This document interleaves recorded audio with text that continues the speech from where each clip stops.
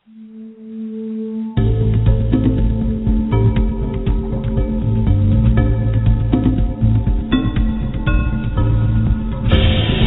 just joined the Prepper Broadcasting Network, where we promote self-reliance and independence. The views and opinions expressed are strictly those of the host or their guests. Visit us in the interactive chat room at PrepperBroadcasting.com. Tonight's broadcast brought to you in part by Joe and Amy Alton, the authors of the #1 Amazon bestseller, The Doom and Bloom Survival Medicine Handbook. See their articles in Backwoods Home, Survivalist, Self-Reliance Illustrated, and Survival Quarterly magazines. Visit Joe and Amy's website at www.doomandbloom.net. This program brought to you in part by Sunrunner.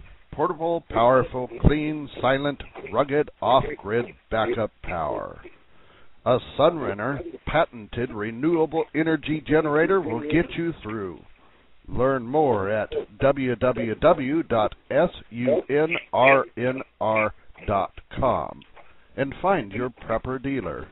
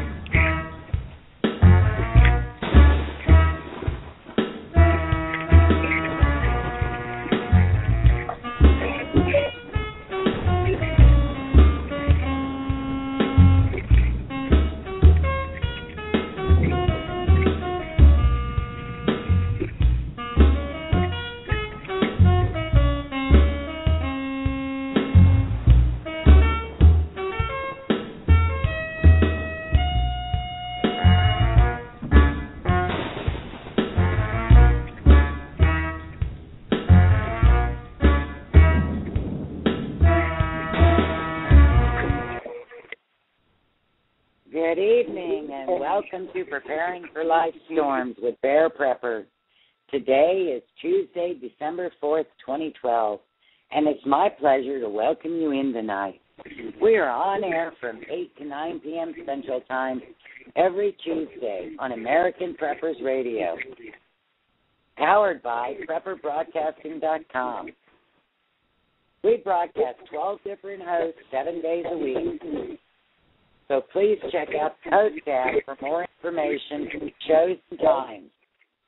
Sorry, folks, we've got a bit of an echo here. We're trying to track it down, but I'm going to keep on talking. So check out the host tab for more information on shows and times. You can also listen to all previous shows under the host archive. If you'd like to join us in the chat room, come on over to PrepperBroadcasting.com. and click on Listen and Chat at the top of the page. You'll then be taken to the chat room. Create your name or just set the default name and come on in. You'll always be in for a great treat with some lively chat and interesting conversation. If you look to the right of the chat room, you'll see where you can subscribe to the show. And that will send you an email letting you know about upcoming events or special guests. So tomorrow night at 8 p.m. Central Time, we have Prepping with Goat Hollow. It's going to be, it's a title change. It's Goat Hollow and the Surreal News. Are you yearning for the real news? The stories that they don't want you to see? Join Goat Hollow for up-to-date reporting on the stuff that they bury on page 64. The true facts about where our world is heading. Non-biased reporting, commentary, and occasional interview about what's really happening. You're about to enter another world, the world of surreal news. And now, a word from our sponsors.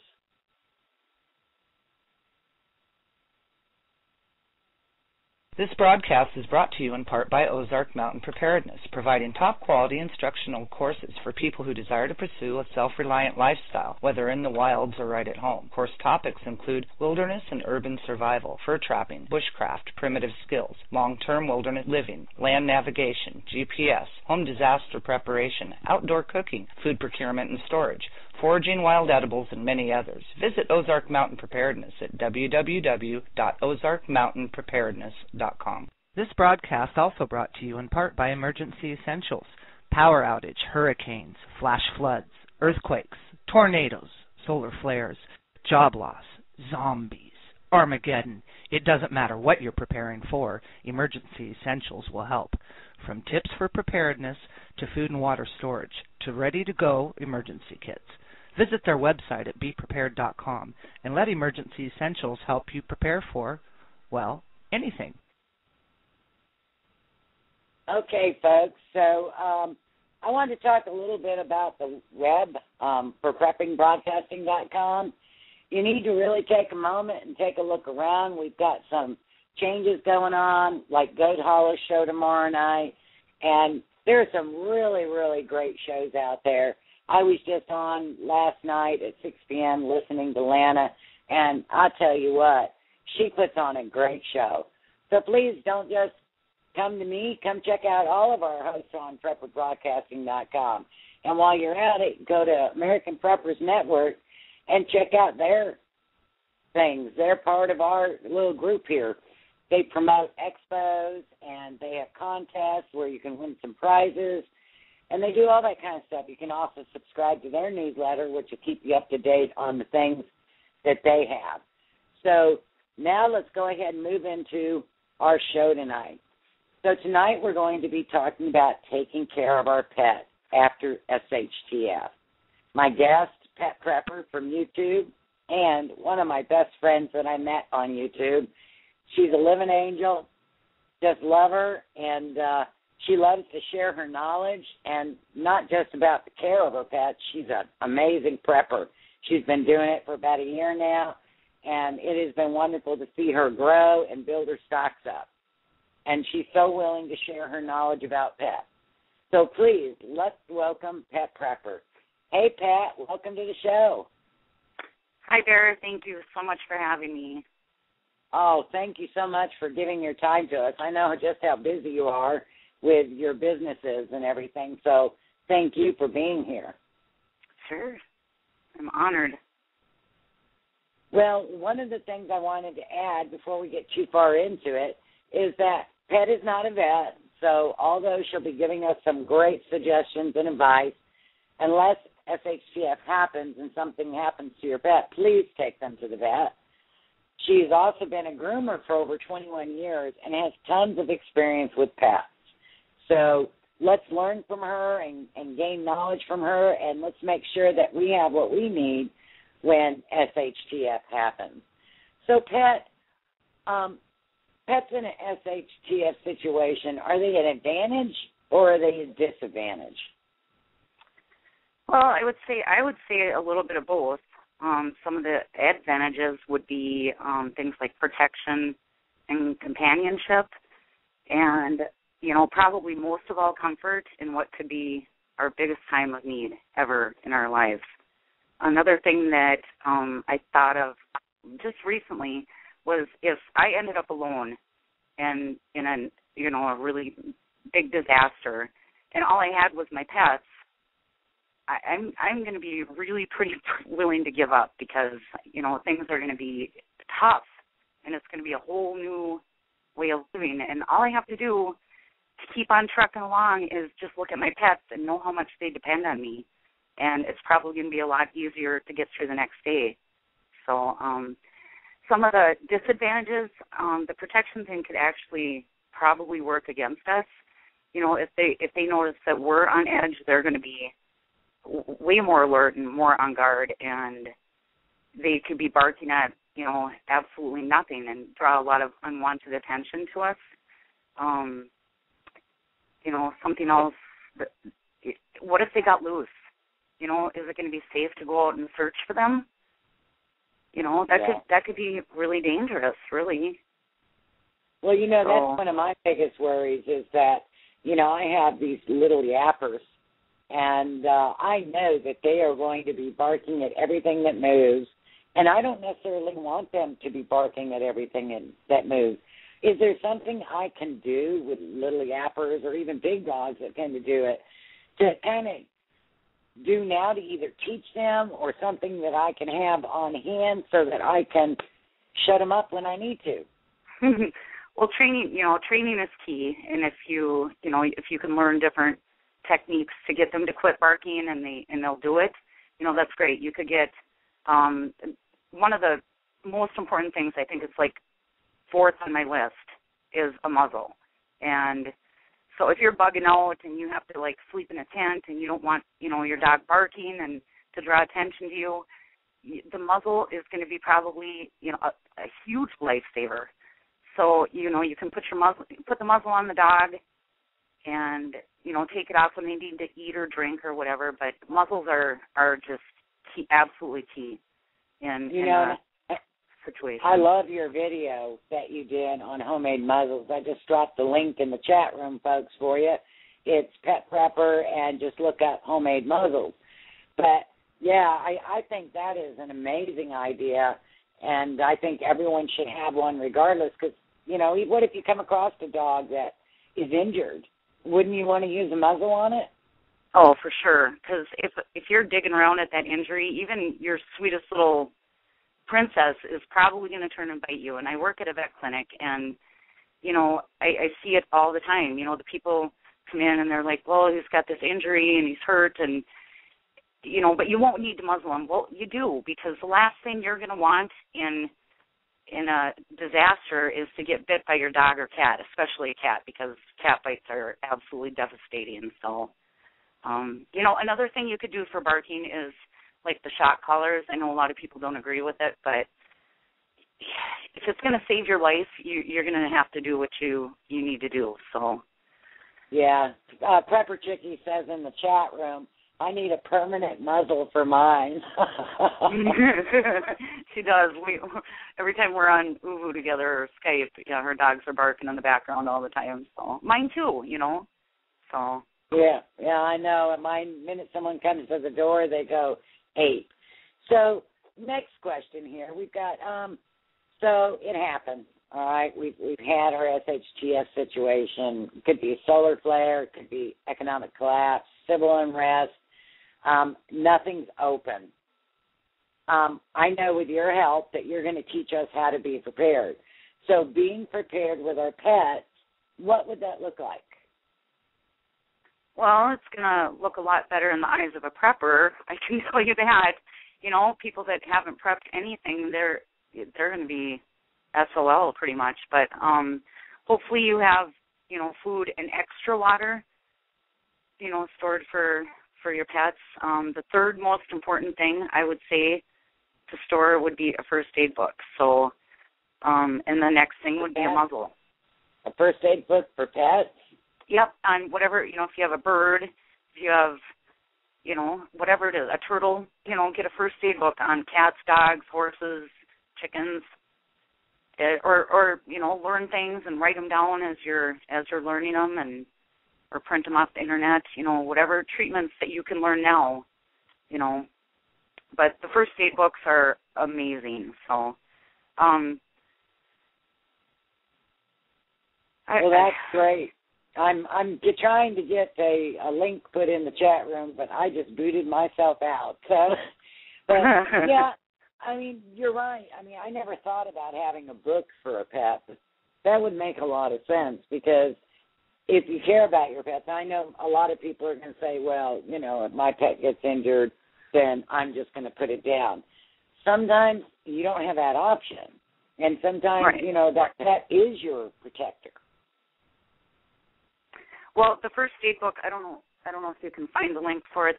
They sent you, because I can't right now, but the one for dogs and cats, the best one I found was Prevention Pets, and it's called the First Aid Companion for dogs and cats. And oh my God, I refer to this thing. This thing is so worn out.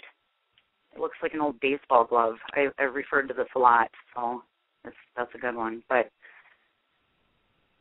yeah, I'm kind of locked out, so I'm trying to get in there. Okay. You asked about the disadvantages. A couple of other ones are, it's one more mouth to feed, Bear. And, if we don't stock up on pet food right now, are we going to be willing to let our human family go hungry sooner if we don't have enough pet food stored. You know, I mean, it's something that we need to be realistic about, you know, and another thing is disease and parasites. If pets aren't getting vaccinated regularly, they are way more likely to develop illness and become infested with parasites. So that's one of the biggest disadvantages, you know, if you ask me. So. Yeah, I know, and several of the people in my group made the comment, well, I'll just give them some of my food, and my answer to them was, no, you won't, because that means you need less. And right. We'll just do less, because human food is not meant for your animals, at least in my group. Right, you need to be realistic about it. Right. Okay, so another question I had is for pet food. How long can you store the dry or the wet pet food? You're the one that taught me about that. You know, the canned food, the wet food, you know, it's got the expiration date on the cans. So, you know, everybody has a different opinion on that. Some people think it's good years beyond its shelf life or whatever, the expiration date. The dry food, if you Mylar it, you know, it's going to last a lot longer than if you just leave it in the bag that you got it in. So, I don't know. I like you said at the beginning, I just started prepping a year ago, so I haven't had really the opportunity to open up a bag that's been Mylar'd, you know, for years and see how it turns out. But hopefully I'll be doing a video on that like 5 years from now. So. That'd be wonderful. You know, I have found through my experience that, and I don't know why it is, I'm not sure if they just use more preservatives or what, but I've found Purina dog chow tends to last the longest for me. Okay. And so one of the things I've done is I've taught my dogs over the years to like Purina dog chow. Because, you know, you don't want to change your dog's diet at the last minute, right? Because will that cause problems? Yeah, and, you know, if you acclimate them to it now and you start cutting that into their regular food and getting them used to it, if they don't have an allergy to something that's in that food, they'll probably do just fine. And Purina is a decent food. So, but yeah, like you asked, if you change their food, you can have huge problems. They can have digestive issues, or like I just used some cheap food that I got and I had in my storage, and I was trying to rotate it, and Rucka ended up developing a hot spot. He had an allergy to the food. So I decided that I'm going to just stick with the food that I normally buy because it's pretty reasonable, and that's what I'm going to keep in my storage because, you know, especially if there's a disaster, you don't want to have more problems than you need to have. So I'm just going to stock up on what I normally feed them now. So. That's a good idea. Now, we do have a question from Weetree in the chat room. She wants to know, what about a wolf? I guess she means a wolf as a pet? Okay, having a wolf as a pet? Yeah. Well, I know somebody that has a wolf compound in Minnesota, and they've turned a lot of them into pets because and it's a compound because they'll find, you know, a litter of puppies on the side of the road, and mom's been killed, and so they raise them, and you know, they seem to make really, I don't know, okay pets. They would, you know, definitely be an asset as far as protection goes, and a lot of people mix them with German Shepherds. There's a guy right down the road that breeds, you know, wolf German Shepherd mixes, so I don't know. They seem to be okay. Okay. Well, folks, we invite you to call into the show at 347-202-0228. Remember to press 1 to talk to Pat. One of the things you mentioned just on the offhand was worms and such, you know, because from changing foods. Is there something that we should keep on hand for that? What? I missed the first part. Oh, for worms and such, for your pets, is for changing, sometimes when you change their food, they get parasites, I guess, is what I should probably be saying. Is there something that we can do for that? Well, I I don't necessarily know that just by changing their food they get parasites. They get parasites for a lot of different reasons. Most of it is, eating feces or dead animals or whatnot, heartworm from mosquitoes and, tapeworm from fleas. So now I've just lost my train of thought. What? Did you want to know about changing the food in parasites, or you want to know about parasites? About parasites. Okay. Well, one of the biggest things that we're probably going to have to worry about in an SHTF situation is fleas, and because they're going to go insane, and we're not going to probably not have enough frontline on hand to use it for years and years, or for a long period of time, because it's very, very expensive. So, and fleas cause tapeworm. So, like when I get a grooming dog in that has fleas, the first thing I do after I put the shampoo on is look for tapeworm. And the last thing you're going to want in a disaster is tapeworm. So, Frontline and HeartGuard would be the best things to store up on, because they are great medicine. But if you can't afford to do that, I think diatomaceous earth would be a very reasonable thing to store up on, and you can use it to treat parasites. And I've just started learning about that. So, and it's not very expensive, and you get a whole ton of it. So, and the dosages, they say, what I found is if for like small dogs, if they are infested with parasites, give them a half a teaspoon daily for small dogs. And then for larger dogs, you give them 1 tablespoon. So I guess a preventative would be even better. Give it to them in smaller amounts on a daily basis.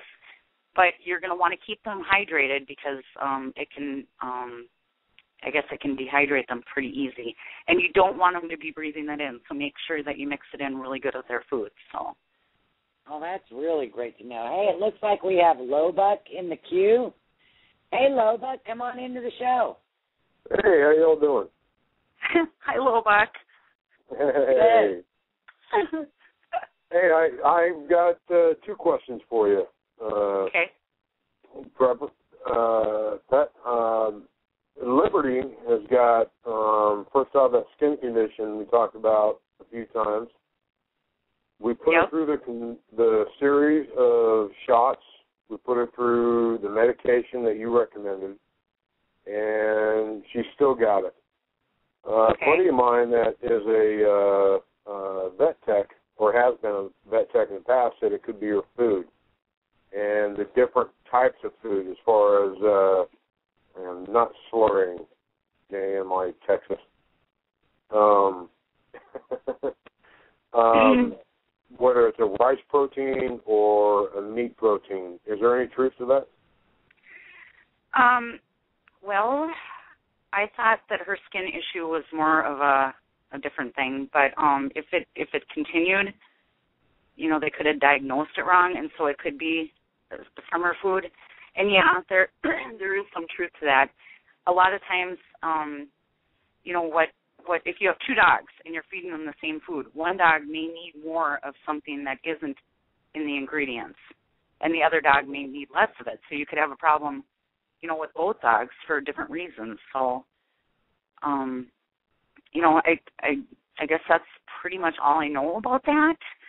I don't know. Would you recommend that I change the type of protein that the dog food has? You could try it. Trial and error is all you can really do if you're trying to fix it at home. So, you could always go with a venison or a duck, dog food, and try it that way. Or homemade dog food. They have a lot of different recipes out there, so you can, make your own formula up. Venison and duck are fairly rare down here in the desert, so I don't see that happening. Yeah, so that'd probably be kind of expensive, huh? Yeah, slightly. The other question I had was, we just noticed today that one of her lips is very swollen, and she loves chasing flies and bees and stuff. Should I be concerned if I assume she probably actually finally caught the bee and got stung on the lip? Is that something I should be concerned with, or what? Well, I mean, if she's just swollen in that one area, that area is, of course, going to be painful. If she's not breaking out in hives or her breathing hasn't changed, then no, I guess I wouldn't. It's not painful to her because I was messing around with it looking to see. She likes chewing on wood a lot, so I was looking for a splinter or something that might have gotten infected. And it's not painful to her. Okay. But it's just that's good. swollen. You can learn like medicinal plant uses, and this summer I used the plantain plant for so many different bug bites on people, and this one lab that I was with broke out in hives, and so I rubbed the plantain plant all over this dog, and the hives went away within minutes. So I don't know if you've got plantain there, but I'm sure I can buy some. Yeah, it's you can learn different medicinal plant uses for the plants that grow in your area, and for a situation, SHTF situation. But you can, I don't know if it's on her lip. You said. Yeah. Okay, you're going to want to be careful of what you put on there. Make sure that it's an edible, so that she doesn't ingest it. But no, as long as she isn't like foaming at the mouth or her breathing. I'm not a vet, Bobak, you know that. But her breathing and all that kind of stuff. Just watch for that. Yeah, she's had no problem with any of that. I mean, I don't even think she realizes it, but we noticed it today, and I was just wanting your take on it. But one last question, if you don't mind. I don't want to hold up anybody else's questions. Before you do, let me give you a suggestion that Jim in Texas put in the chat room. He said, look close at her lip. She may have some tiny cactus spines stuck in her lip. Some tiny what? Cactus spines. I don't have any cactus in the area where she can be. Okay. Sorry, Jim. I did look her over because she likes, chewing on wood and stuff, looking for a splinter or something that may have gotten infested. But there's nothing I could find, and I've rubbed my fingers all over the entire area, and there's no part that she reacts to as though it's painful. Okay, well, go ahead and ask your next question. Okay. Dog foods. What are your feelings as far as like your science diet versus pedigree? You're paying almost double the price. Is it worth it or not? Well, pedigree. I'm not a big fan just because I've seen a lot of skin issues and joint issues on the dogs that I've groomed that have been on pedigree. But science diet, it's, and everybody has different opinions on what the base of the food is and what you shouldn't feed your animals. So that's just a matter of opinion. But I fed my dog. I will say this, that we just happened to buy her a bag of pedigree this last time, and her skin condition got worse. So I see that. Okay. Well, yeah, and that's just my opinion. I'm not a fan. But science diet, I think, is way overpriced. I really do. And, I fed it to my dogs for years, and they've lived a long time. And then I switched to Diamond, and they kept living. My dogs have all lived beyond their years, and I use Diamond. And that might not be. Yep, and it's reasonably priced, and it seems to be a great food. I've never even seen that. Is that a PetSmart, something like that? Yeah, they would sell it there, or most pet shops sell it. Fleet Farm is where I get it because they have good sales on it. So, you just have to just keep trying different foods and do research on it. But yeah, I think science diet is just way overpriced. So unless you need a prescription diet, they have great prescription diets. So. All right, so you feed yours Diamond. Yep. And they've lived forever. That's what I'll try. I trust you and what you got going. I'll just go and let somebody else bring up she's not no meat marinade, men bound. Thank you, Lobot. Lobot, thank you so much for calling. Hey, I'm glad you guys are having this show. This is great. I'll talk to you all later. Oh. Have a good evening. Bye-bye. Bye-bye. Okay, folks, so let me take care of a little bit of business here. We're going to have a word from our sponsor, and then we'll get right back in with questions for Pat.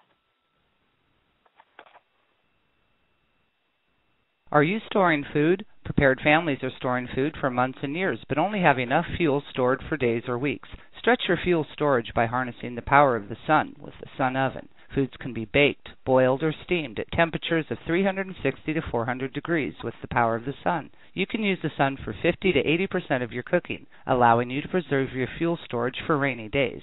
Sun-baked foods stay moister and have less shrinkage and do not burn. Sun-baked roasts are tastier and more succulent, and sun-baked bread has unparalleled taste and texture. Water can be heated in the Sun Oven for purification or personal hygiene. For the past 26 years, Sun Ovens have been proudly made in the USA. They are durable, have a long life, and come with a 100% satisfaction guarantee. Don't be fooled by cheap imitations. For a discount coupon, visit sunoven.com/PreppersRadio. That's www.sunoven.com/PreppersRadio. Okay, folks, welcome back to Preparing for Life Storms with Bear Prepper and our special guest, Pet Prepper. I got two things for you. First, I just want to repeat one that was in the chat room. South Louisiana Prepper. She says she gives her chickens garlic water for a week for the worms. That's a great suggestion, South Louisiana Prepper. And then we have a question for you, Pat, from BC Truck. What about chicken? I have a super picket attack dog, mini schnauzer, that won't eat anything but Walmart rotisserie chicken. She has been eating that and green beans for 5 years. Do you see any problems with that? What a lucky little schnauzer. Well, what is he feeding her? Green beans and chicken? Green beans and rotisserie chicken.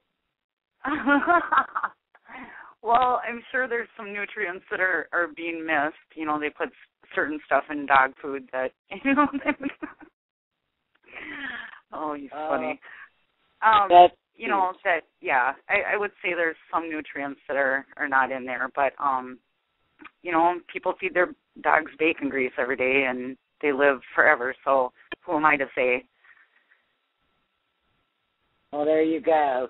And, yeah, I think, like you said, you know, every animal is different and reacts differently to each one.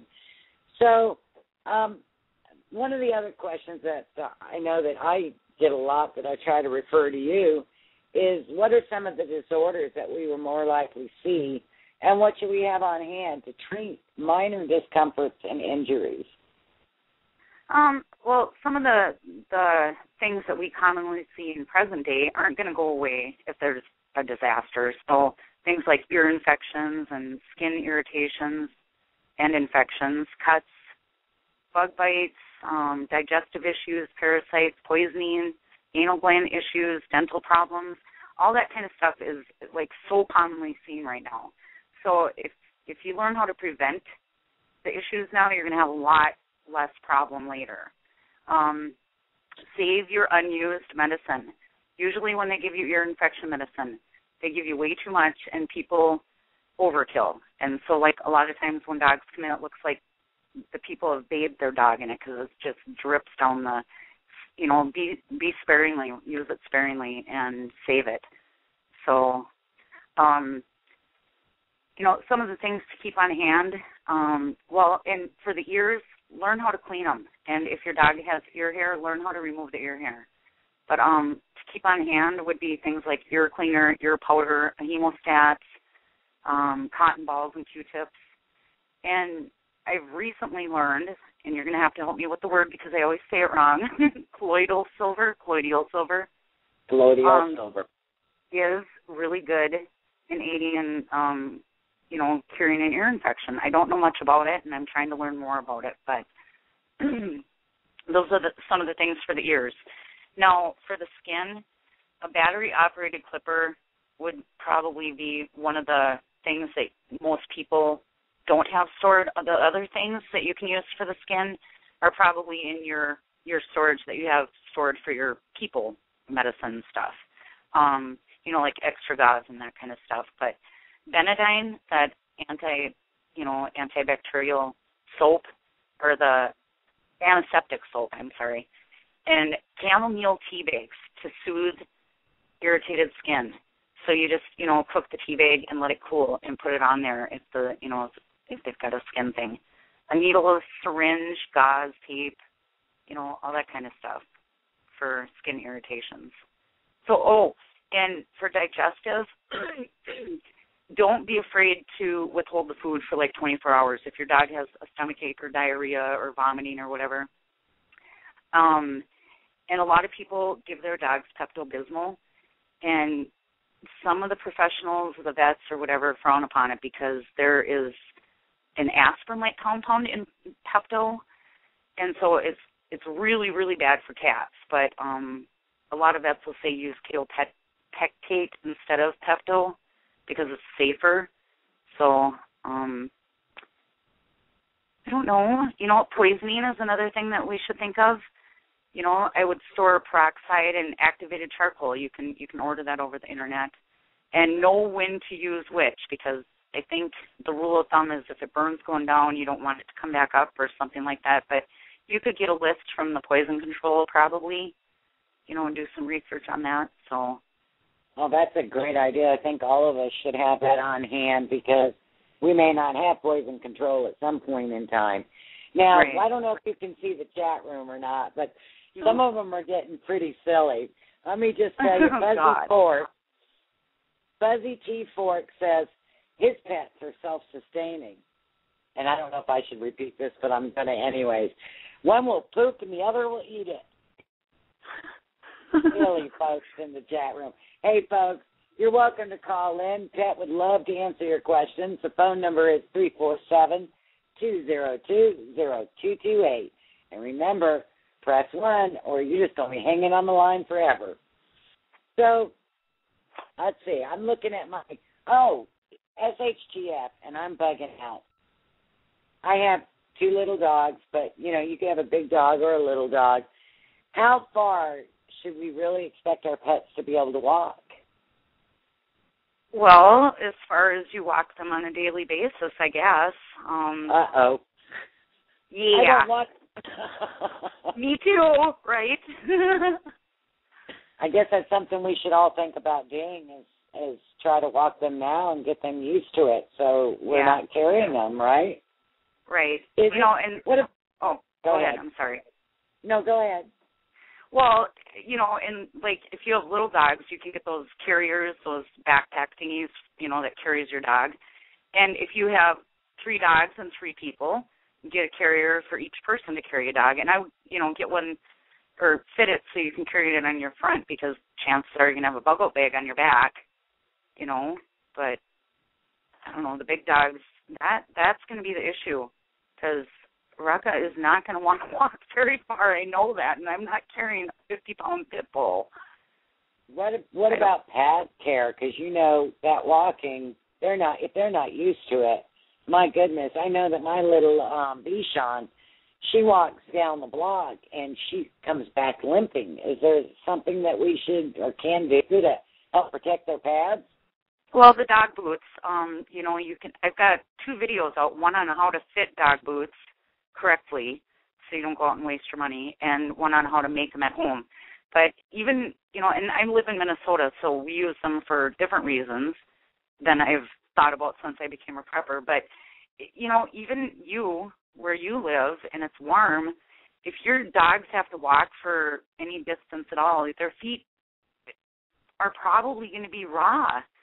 Their little pads are probably going to be raw after, a couple miles. And so if you get dog boots for them, they're going to be able to walk a lot further, and you won't have to carry them, maybe. Another thing about, bugging out, if you have small dogs and, more dogs than you have people to carry them, something you could do would be to rig up, if you can pull a sled or push a cart or pull a cart, you could get one of those, nylon collapsible kennels because they're lighter weight and big enough to fit all of your dogs in it and pull them instead of carrying them or having them walk. So that's a great idea.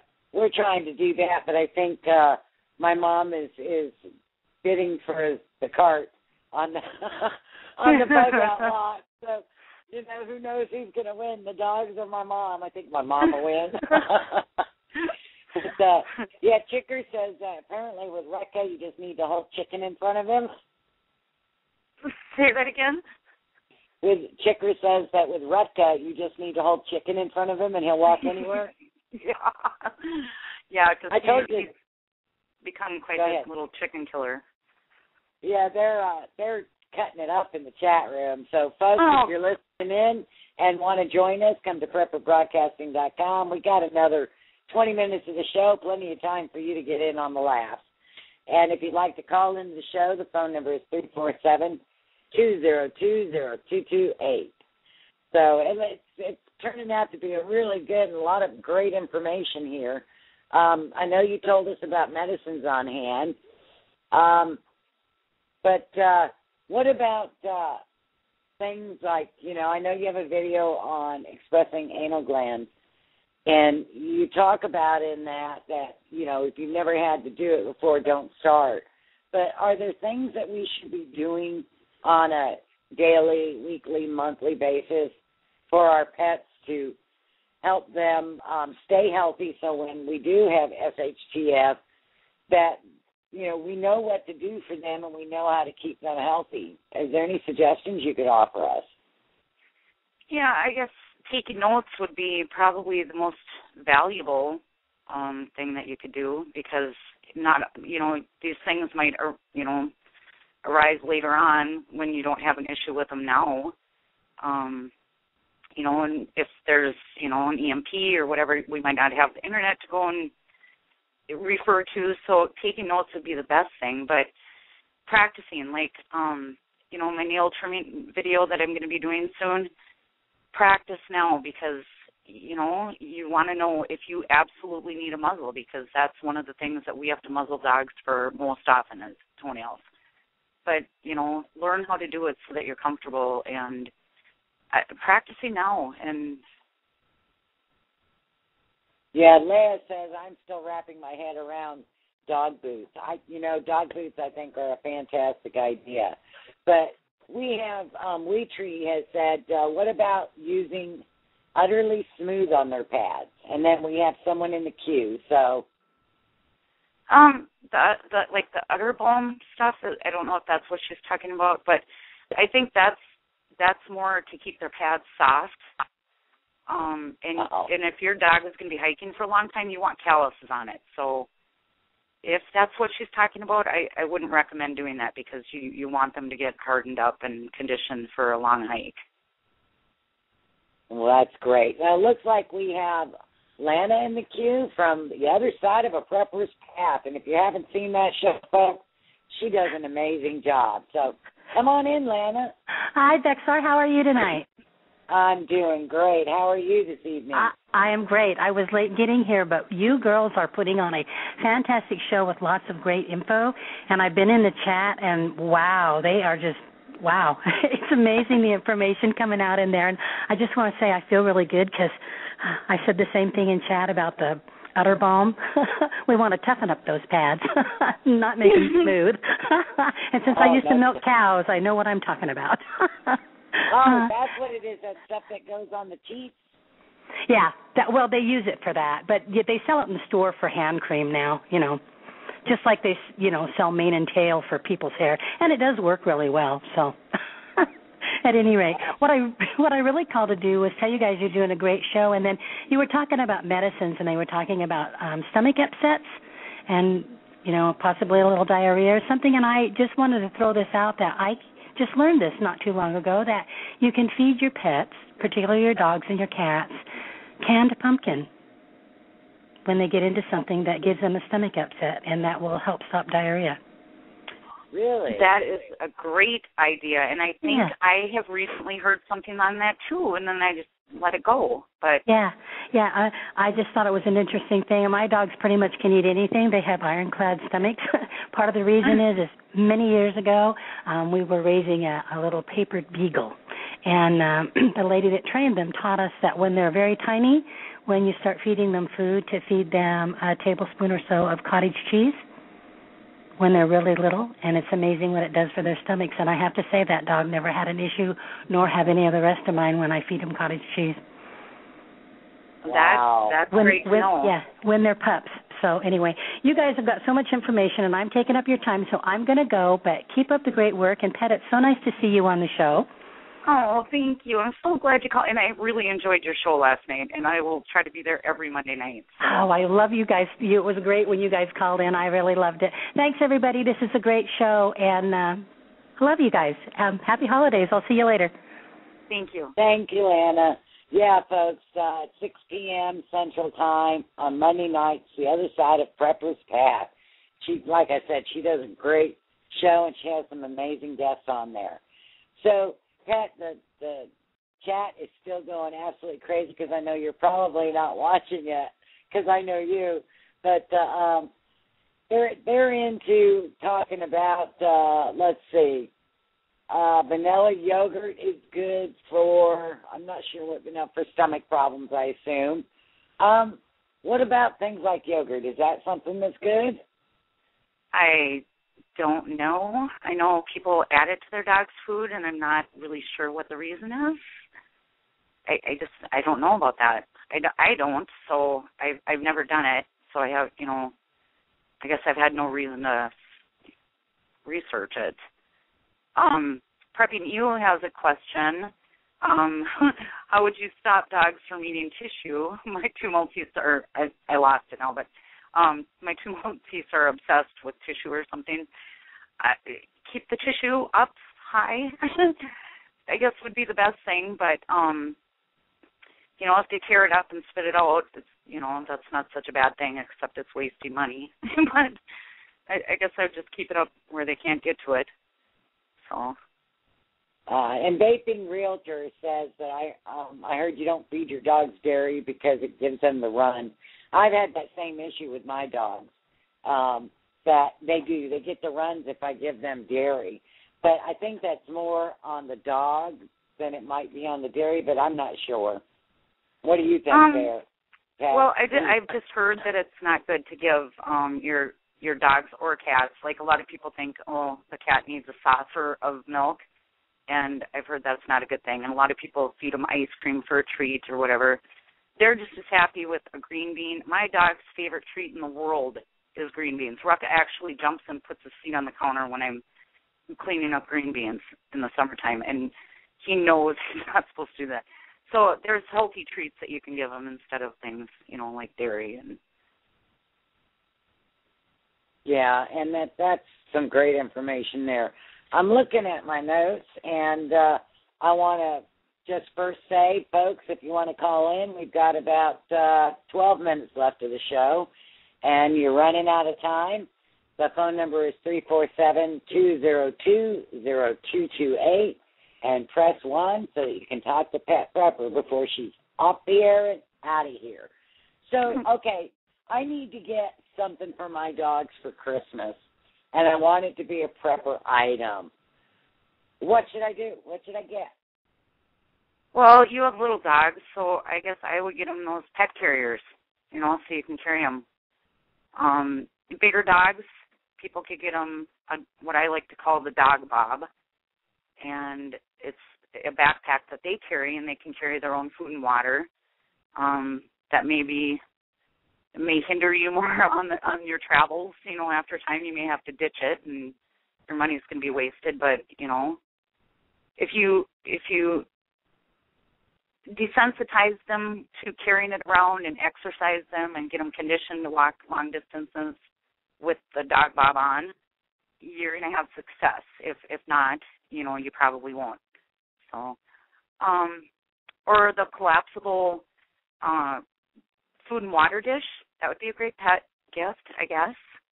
Oh, both of those are great ideas. I think one of the things we have to realize is that once SHTF happens, our dogs aren't necessarily going to be our pets anymore.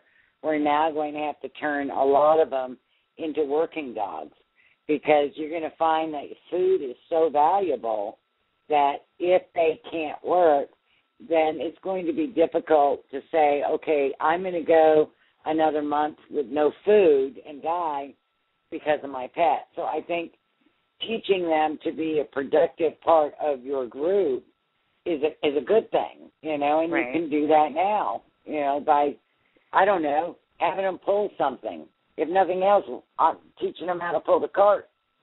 Right. For Grandma. Yeah, put them to work, and they like that. They feel like, they're valuable. They really do. Look at all the service dogs. They're probably the happiest dogs out there because they're doing a job. So, yeah. I'm getting in the chat room, Prepper Chickie is saying she is in the queue. Oh, shucks. I'm falling down on the job, folks. My window did not roll forward, and so I apologize, Prepper Chickie. Let me get Fuzzy first. Fuzzy was in there. So, Fuzzy, come on in. I'm in the queue, and she's not answering. Okay. Good evening, ladies. Hi, hey Fuzzy. There. I'm so sorry. Good show tonight. Good show. Thank you. I really got mystified by the different formulas and stuff for dogs, for the dog feed.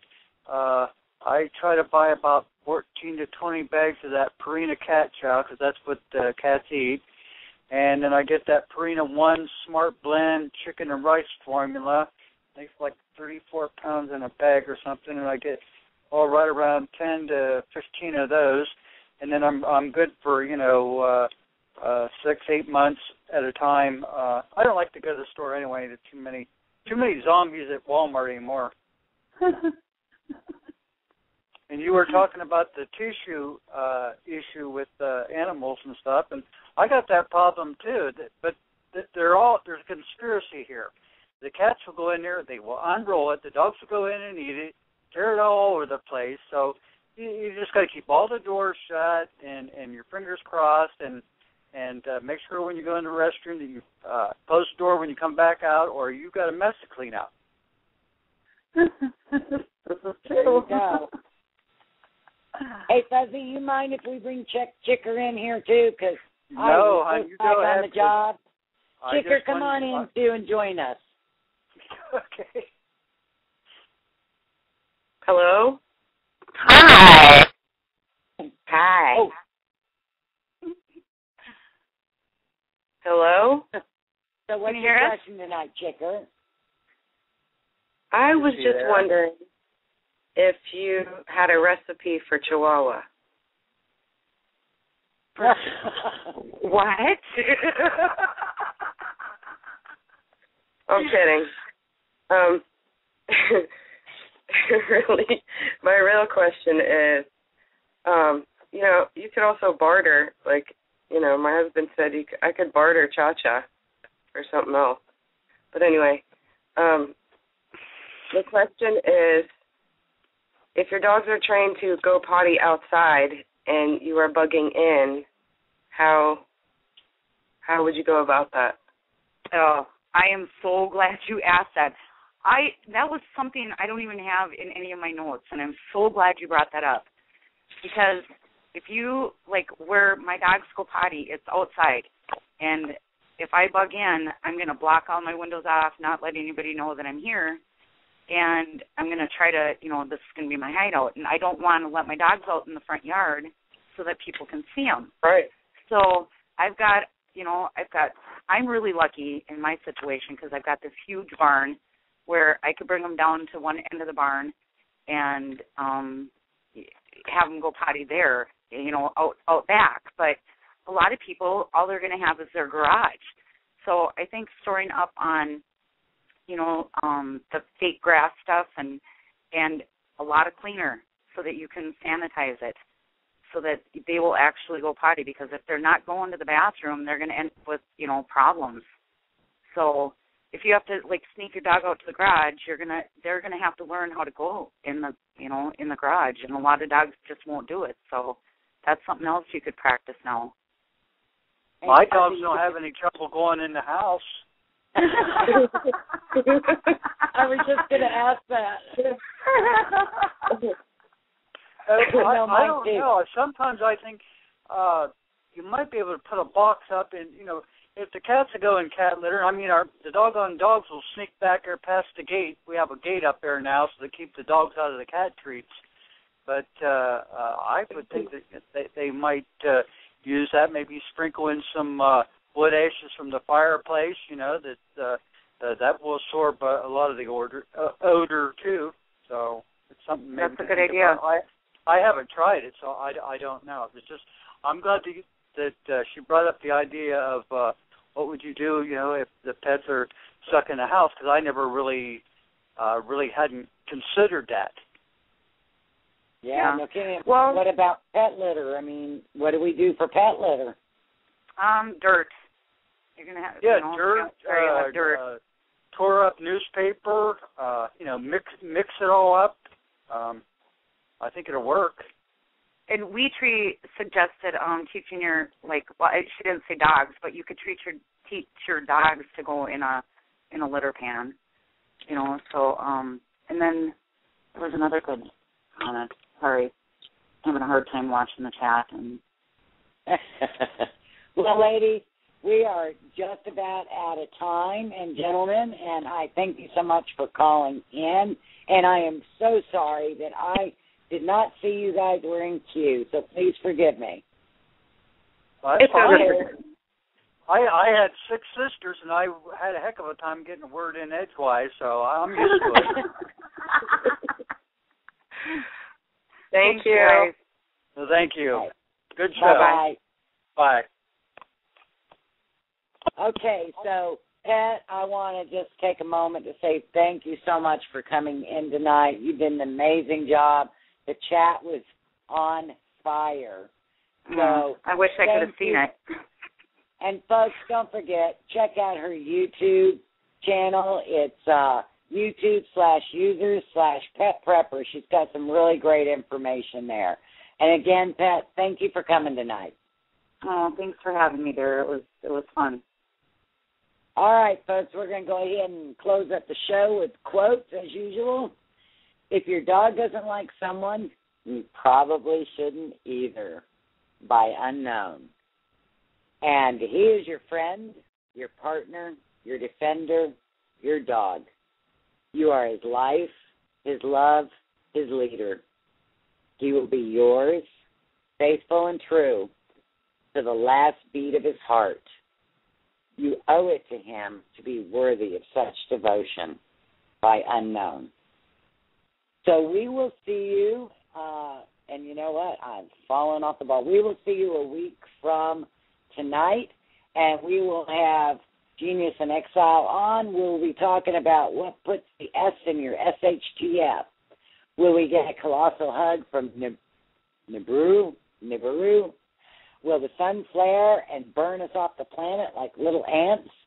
Did the Mayans' game of Oma go into overtime and they never got back to finishing the calendar? Will the Earth's axis tip and will fall off the planet? Will all the fruitcakes in the world finally cause the upper crust to collapse, causing the world to implode?